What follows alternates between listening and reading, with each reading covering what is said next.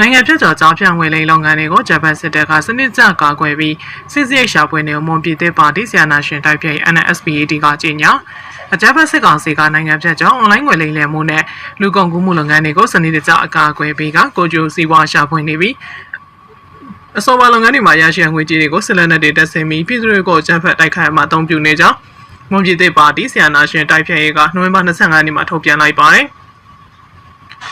ဆီယနာသိမ်းပြီးနောက်ပိုင်းမြန်မာနိုင်ငံမှာဆွေးရစာဖြစ်ပေါ်နေတဲ့လူကုန်ကူးမှုညှဉ်းပန်းနှိပ်စက်မှုနဲ့အွန်လိုင်းငွေလိမ်လည်မှုတွေကမတော်တဆဖြစ်ပေါ်လာခြင်းမဟုတ်ဘဲကျန်းဖက်ဆီယနာရှင်နဲ့အလကောင်ကြီးလက်အောက်အဖွဲ့တွေကတက်ကြစွာအားပေးကူညီကလုံခြုံရေးယူထားပေးခြင်းဖြစ်ကြောင်းထို့သောကျန်းဖက်စစ်တပ်နဲ့လက်အောက်အဖွဲ့တွေကြောင့်အဆိုပါလုပ်ငန်းတွေကြီးထွားလာခြင်းဖြစ်ကြောင်း NSPAD ကပြောပါတယ်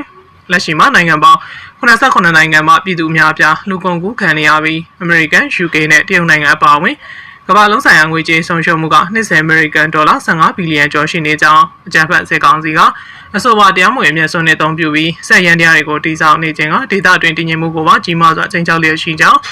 ထို့ကြောင့်နိုင်ငံဖြတ်ကျော်ရာဇဝတ်မှုတွေကိုတိုက်ဖျက်အတွက် NSPAD အနေနဲ့နိုင်ငံဖြတ်ကျော်စိုက်ဘာနှိမ်နင်းလုပ်ဖွဲ့ Walking Team ကိုဖွဲ့စည်းလိုက်ပြီးလူကုန်ကူးခံသူတွေကိုကူညီထောက်ပံ့ခြင်းပိတ်မိနေသူတွေကိုရှာဖွေကယ်ဆယ်ခြင်းလုပ်ငန်းတွေမှာနိုင်ငံတကာနဲ့ပူးပေါင်းဆောင်ရွက်သွားမည်ဖြစ်ကြောင်းသိရှိရပါတယ်ထို့ပြင် American တရားရေးဌာနနဲ့ FBI တို့ကဖွဲ့စည်းလိုက်တဲ့ Scan Standard Strike Force အပါအဝင်ထိုင်းတရုတ် UK ကိုရီးယားနဲ့ဂျပန်နိုင်ငံတွေရဲ့ရာဇဝတ်မှုတိုက်ဖျက်ကြိုးပမ်းမှုတွေကိုကြိုးဆိုပြီးရင်းဖွဲ့စည်းတဲ့အပြည့်အဝပူးပေါင်းဆောင်ရွက်အသင့်ရှိကြောင်း NSPAD ကကြေညာတယ်။ NSPAD နဲ့ဖြင့်မွန်ပြည်နယ်နဲ့မြန်မာနိုင်ငံကိုနိုင်ငံဖြတ်ကျော်ငွေလိမ်လုပ်ငန်းတွေကင်းစင်တဲ့ဒေသအဖြစ်တည်ဆောက်သွားမည်ဖြစ်ပြီးအဆိုပါရာဇဝတ်မှုတွေရဲ့ဗဟိုချက်ဖြစ်တဲ့အကြမ်းဖက်ဆရာနာရှင်နဲ့၎င်းတို့ရဲ့လက်အောက်ခံတွေကိုတရားစီရင်နိုင်ရေးအတွက်မဟာမိတ်တော်လှန်အင်အားစုနိုင်ငံတကာအဖွဲ့အစည်းနဲ့လက်တွဲဆောင်ရွက်သွားမည်ဖြစ်ကြောင်းထုတ်ပြန်ပါတယ်။